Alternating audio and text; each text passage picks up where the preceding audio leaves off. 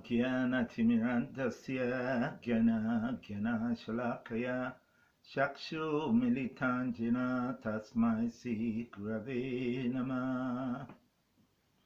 Namo Vishnupadaya Krishna Prestaya Bhutale Srimati Bhaktivedanta Swami Niti Namine Namaste Saraswati Devi Gauravani Pacharine Nirvishesha Sunyavadi Paschatya Deshatarine.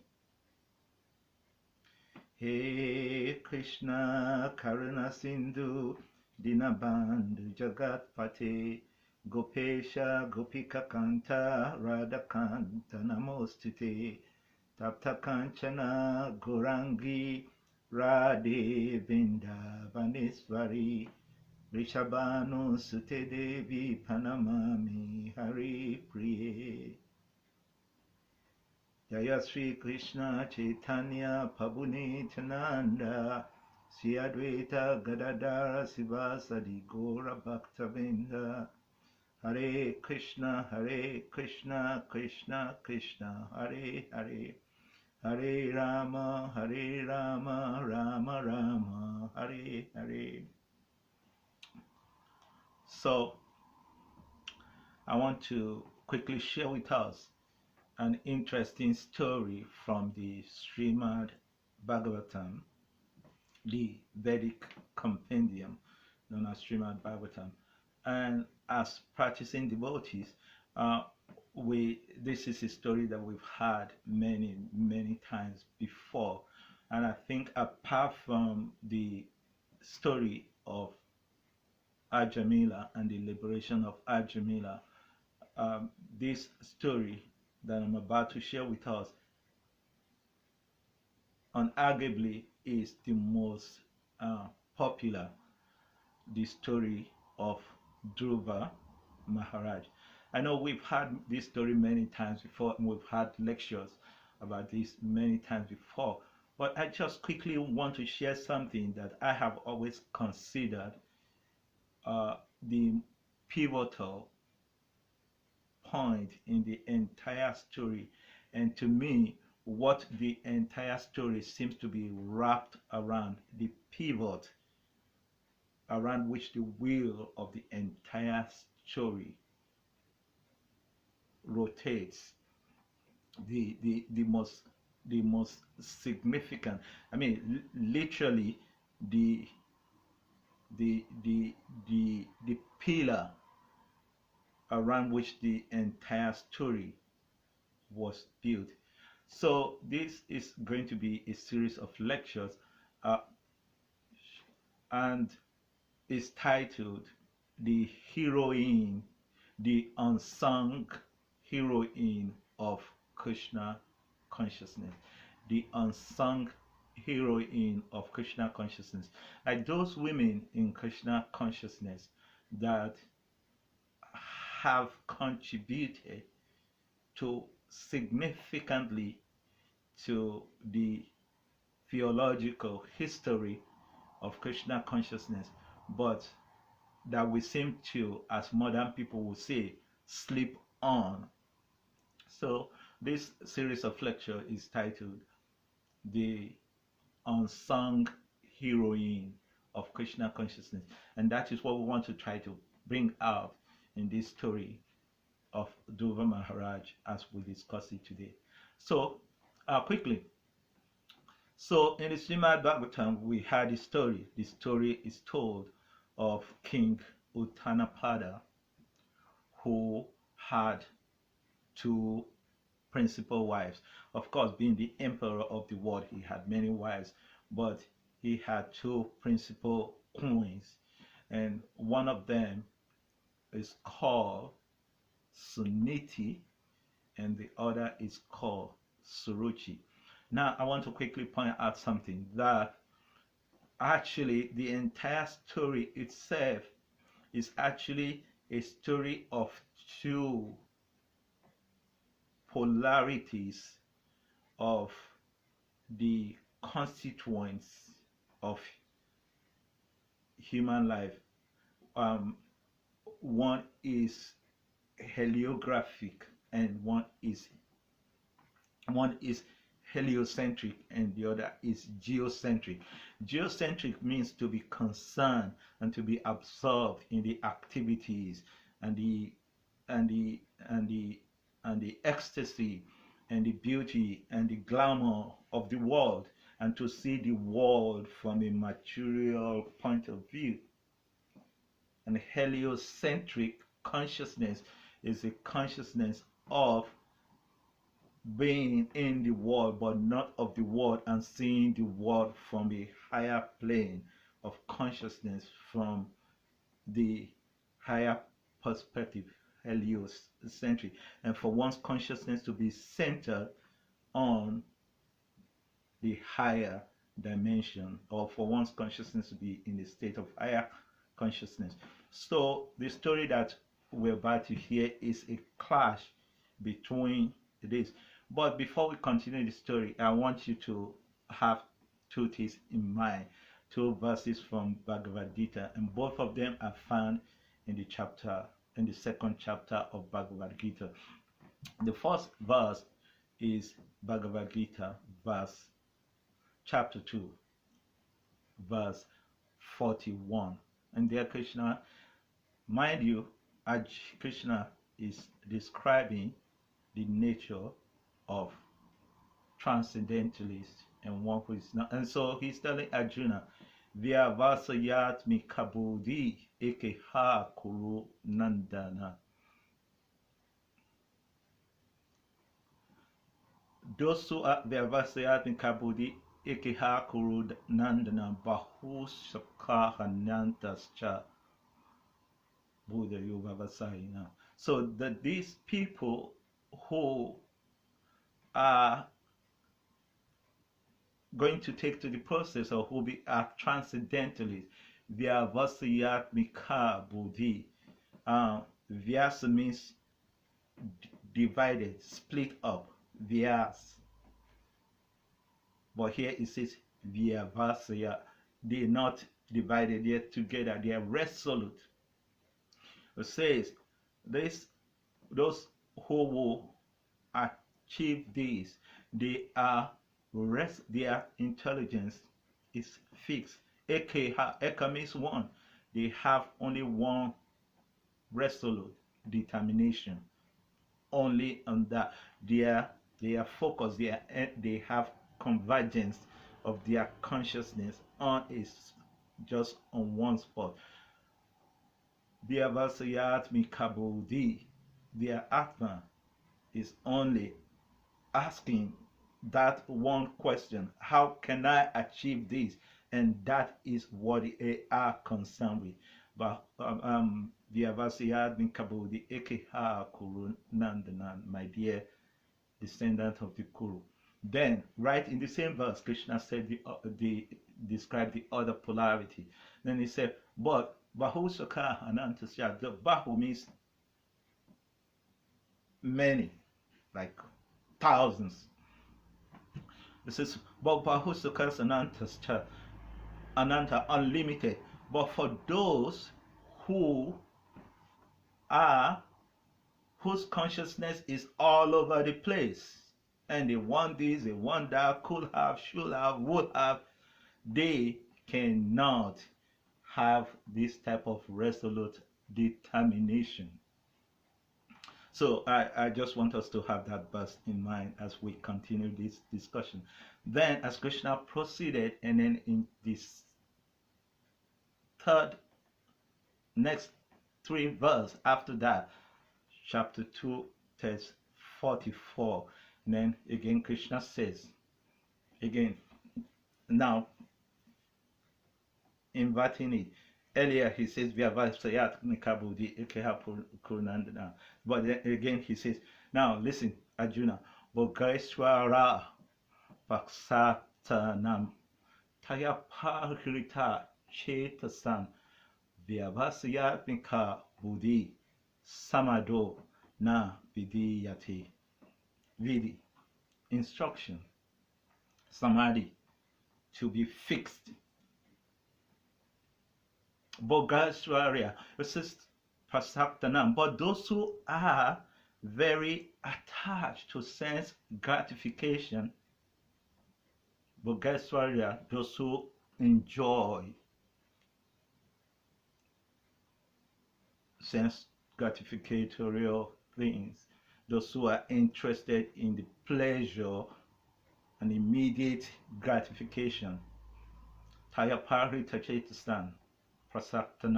they cannot achieve this.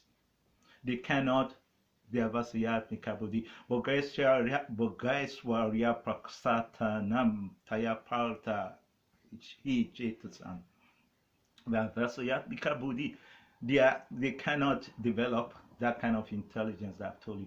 So I want us to have these two verses in mind as we discuss this. So because the entire story of Dhruva Maharaj itself is a clash of these two states of consciousness. One consciousness that is, as I said earlier on, geocentric, which is concerned with the world and the pleasure of the world and the immediate gratification, and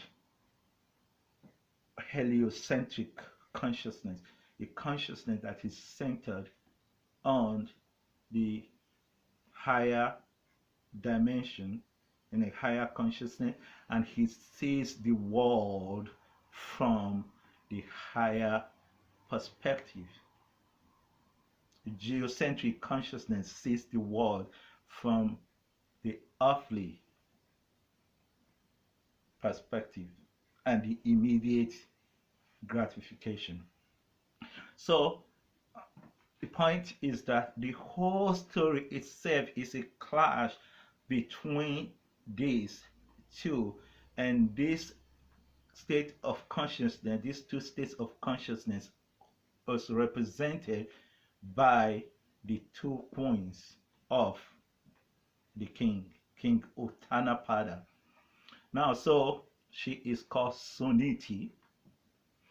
Now, the word niti means ethics,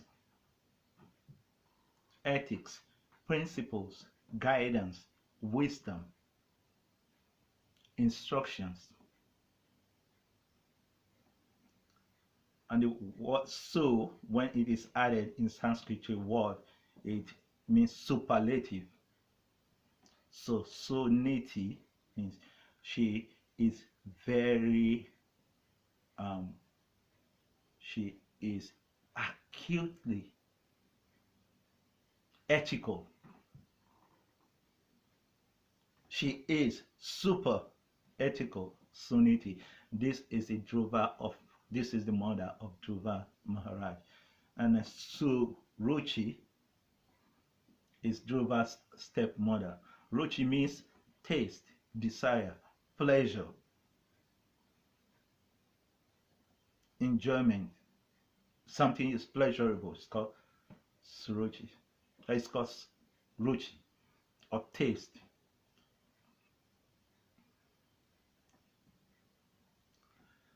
So again, the word so is added, meaning super. So she is super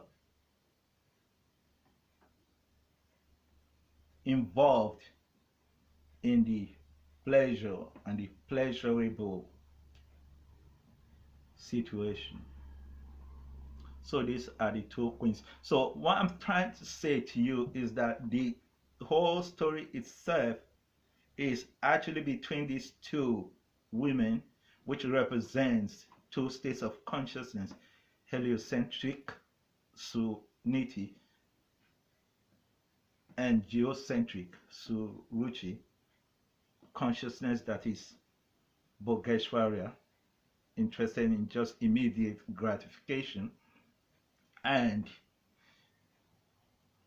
Vyavasayatmika Buddhi, the consciousness that is focused only on attaining the supreme, and it sees the world from a higher perspective. So they both have two sons. So Suniti is the mother of Dhruva, By the way, the name Dhruva is derived from the Sanskrit word drida, which means determination, resilience, consistency, or constancy. So King Uttanapada favors Suruchi. Dhruva's stepmother, was the king's favorite wife. And so by extension, her son was the favorite son of the king.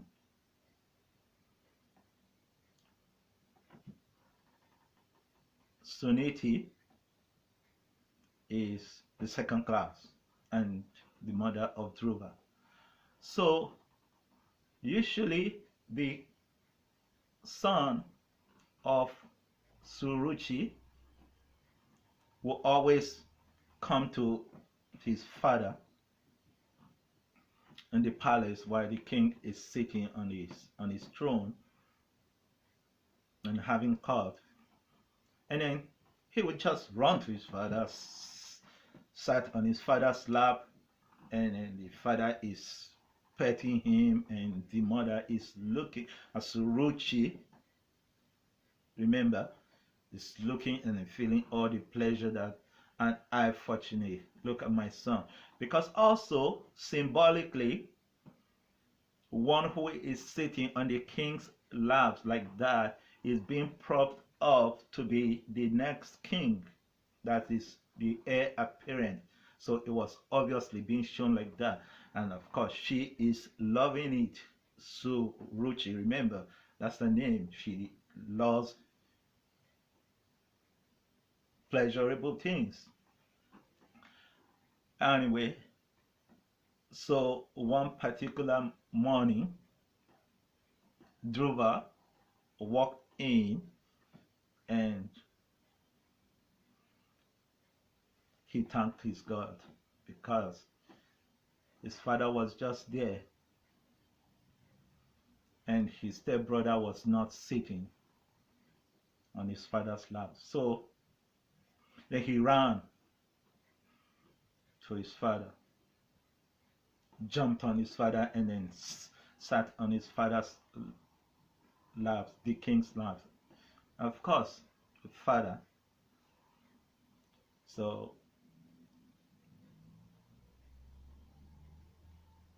he hasn't been there for long when his stepmother walked in and saw him. Suruchi walked in and saw Dhruva sitting on his father's lap, and she was literally livid, like incinerated, livid with anger. Get down from there! Who do you think you are?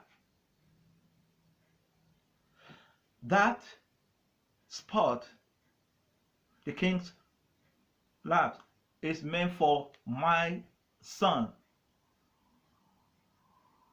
I am the king's favorite queen, and by extension, my son is the favorite son. You have no right to be there. Now get down.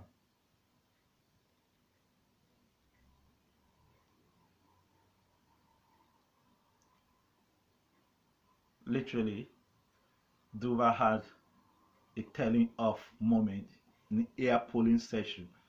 And guess what? Listen to this. She told him, if you really are if you really are desirous of sitting on the king's lap, then you know what you should have done? Then you should have taken a bath in my womb.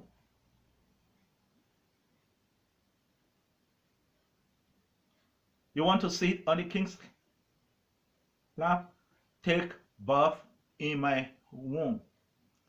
So she literally was telling him die and take another birth in my womb. Then you have that chance. You envious brat. Mind you, Dhruva was only 5 years old. The king, as most men are, was there. I mean, that's the chief queen. That's his favorite wife, the mother of his favorite son.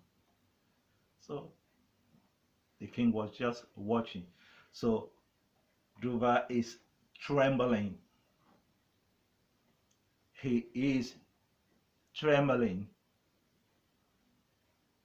like a young plant in its stormy weather. In fact, the Srimad Bhagavatam says he was so upset and angry like a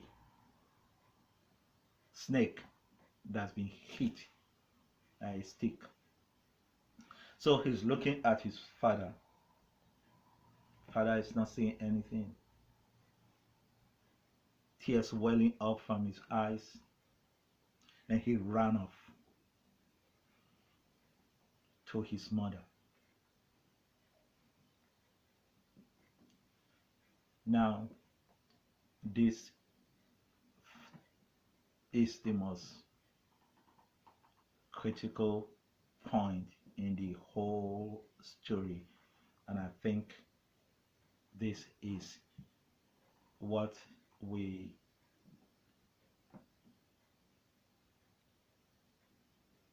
definitely need to highlight. Well, the story appears to be about Dhruva, no doubt, and his determination. But actually, Dhruva was just a carrier, a representative, or a manifestation of a state of consciousness. And this is what we're about to see. We're about to see now. So this point in the story is the point that I want to focus today. Remember, this is titled The Unsung Heroine of Krsna Consciousness, because we just talk Dhruva Maharaj, but without what I'm about to share with us now, there wouldn't be this story of Dhruva at all. The unsung heroine of Dhruva Maharaja's story in the series of the lectures Unsung Heroine of Krsna Consciousness. So Dhruva ran to his mother, excuse me.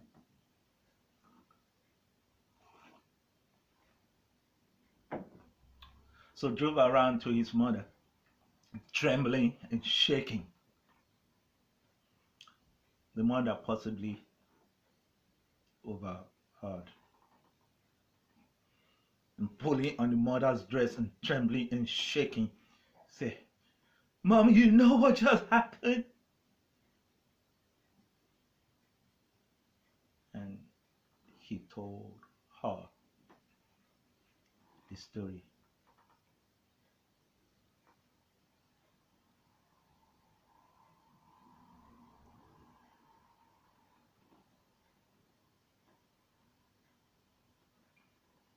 And then most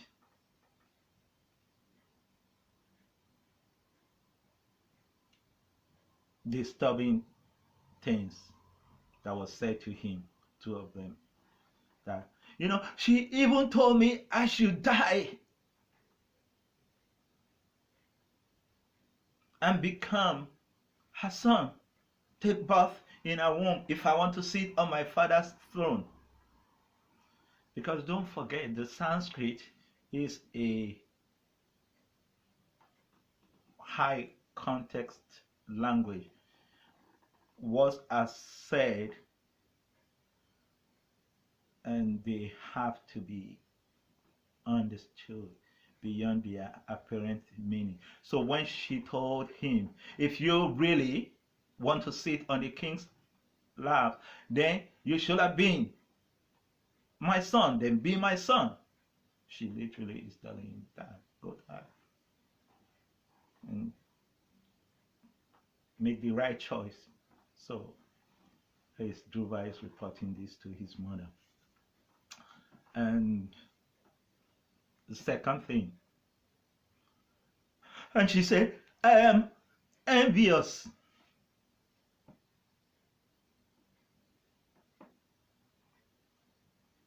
So this is the point in the entire chronicle of Dhruva Maharaja's saga. That is the point of critical mass. The point of critical mass. The most pivotal point, stage in the entire story. Now everything hinges on this woman, Suniti. What she says, what she would do at that moment. Because her son had faith only in one person now, his mother.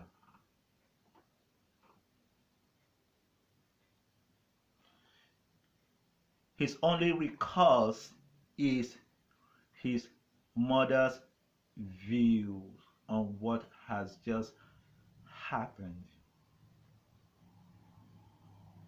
Remember, he is in his formative years, he's only 5. Whatever his mother says at this moment is what was cathedral to him.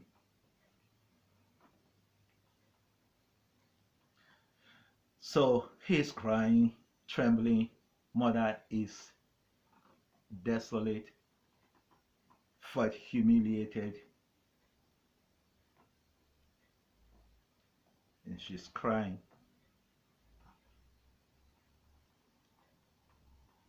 She's looking at her 5-year-old boy who's just been given a suicidal counseling and being repudiated and humiliated. So he's looking at his mother. Moms, say something. What do you think?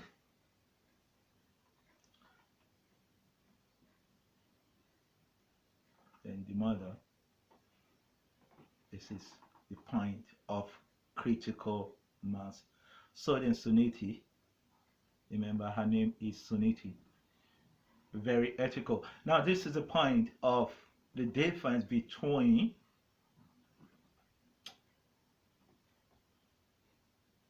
Gyan and Vigyan, knowledge and realized knowledge. Because knowing things and having the truth is one thing. As I've said many times, anyone and everyone can flirt with the truth and say things.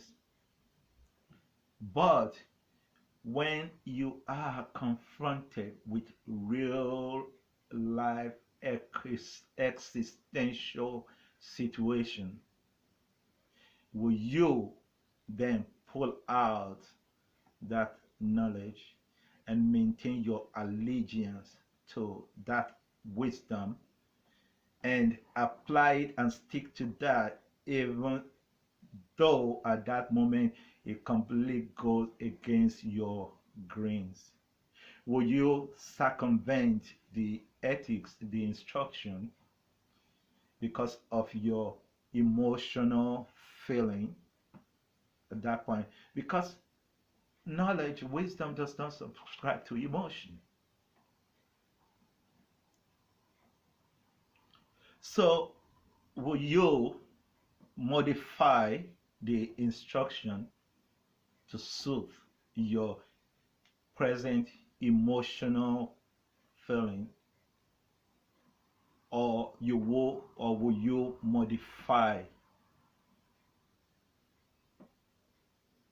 your life and your consciousness to suit the instruction, though it goes against your grains and it's unpleasant? So this is the point. So she's got so nitty.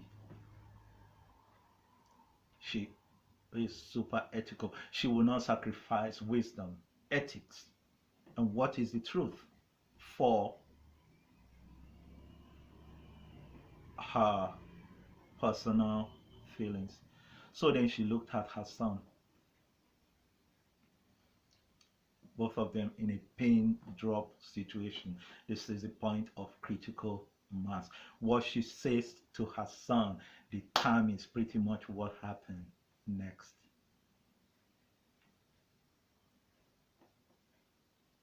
So everything hangs on this heroine, this woman at this point. So then she looked at her son and she said, you know what? Your stepmother is right. Because, listen, Suruchi may have said it in a harsh way, may have said it in a wrong way, may have said it in a wrong tone, but she actually was right. Because by virtue of spiritual principle and understanding, she must have acquired pious credit in her previous life, as well as her son, to be the king's favorite queen. Suniti knows that. She knows that principle. And she's going to stick to that. She's not going to circumvent that. She's not going to misappropriate that. So she's telling her son, yes, your stepmother was right. So, Niti, she is, let's use the word attached. She is, let's use the word dedicated. She is committed and loyal to ethical instructions and the teachings. One is in a state that they are high, low, favorite, not, by virtue of their previous karma and pious and impious activities they may have performed, and the degrees of those.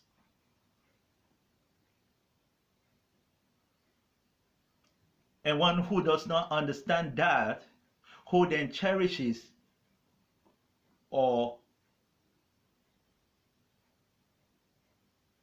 gets into competition with someone who is seemingly enjoying a bigger and better position and has resentment and hate towards that, is certainly envious. She knew this, and so she was not going to circumvent that. So she looked at her son. She said, you know what, your stepmother was right. Suniti. She was right.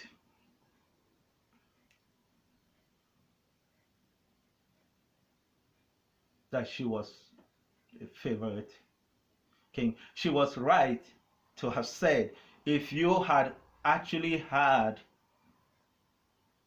a commensurate pious credit from your past life, you should have been her son. And of course, she was right that you are envious.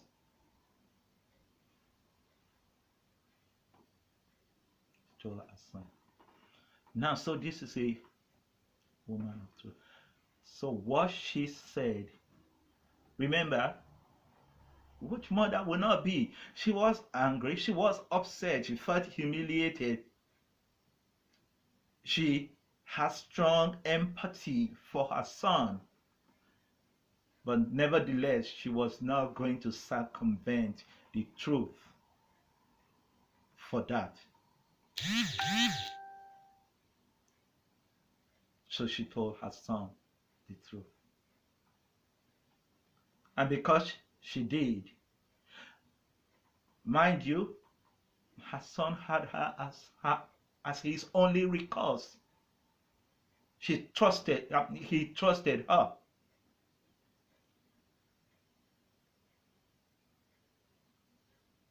And her take on the situation.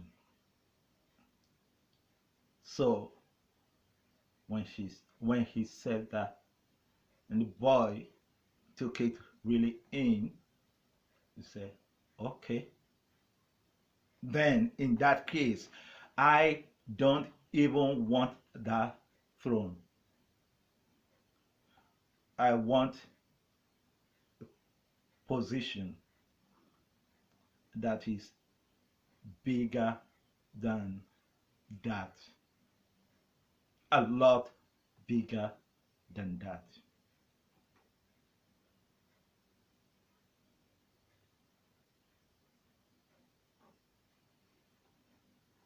Again, he turned to his mother. That is the guru. That's the name. That's what the name signifies. Suniti. So the guru does not patronize the disciple.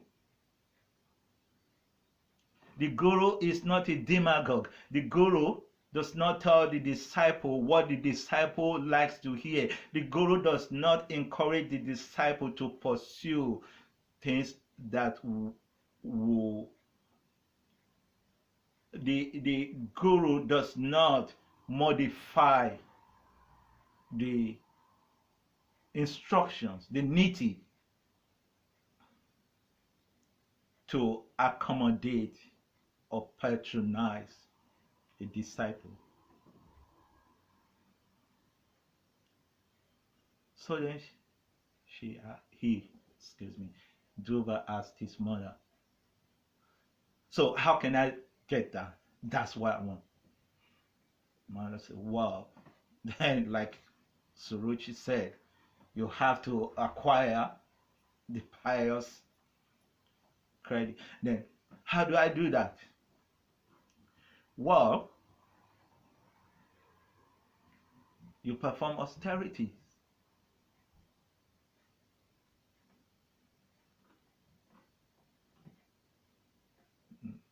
Again, Dhruva asked, how do I do that?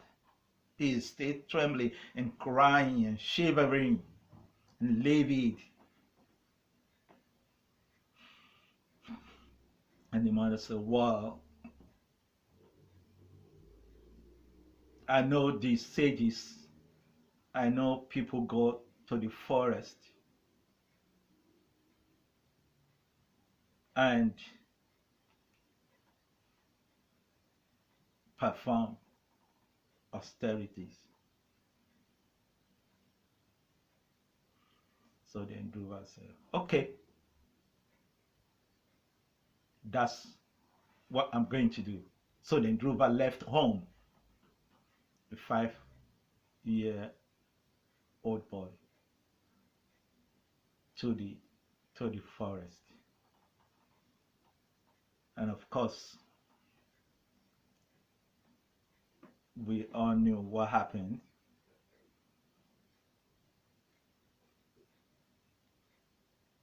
He did, 5-year-old boy, he did perform austerity and achieved his goal. But fast forward, so Dhruva achieved his goal, And at the end of his time, as he was going to leave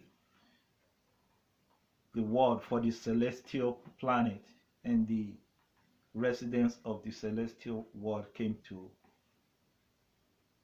take him, then he told them, but wait a second. Where's my mother? Because if my mother is not going, then I am not. So he remembers, and always has done.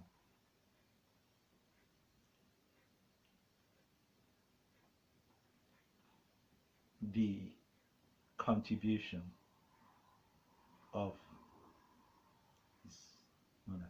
So in conclusion, if you look at it very, very carefully, you will agree with me that the entire story and the critical mass,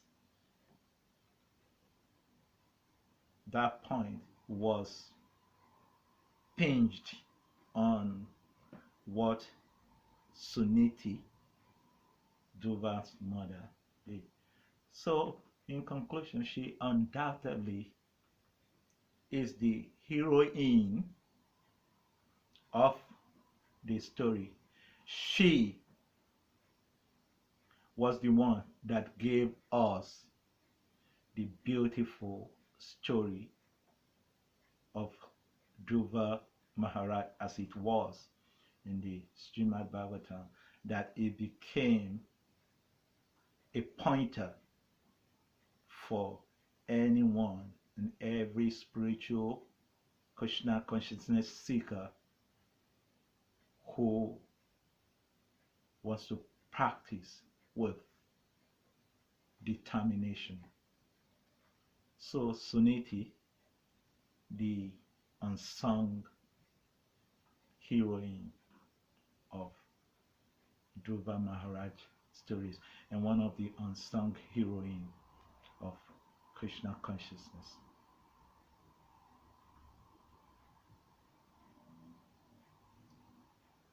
Hare Krishna.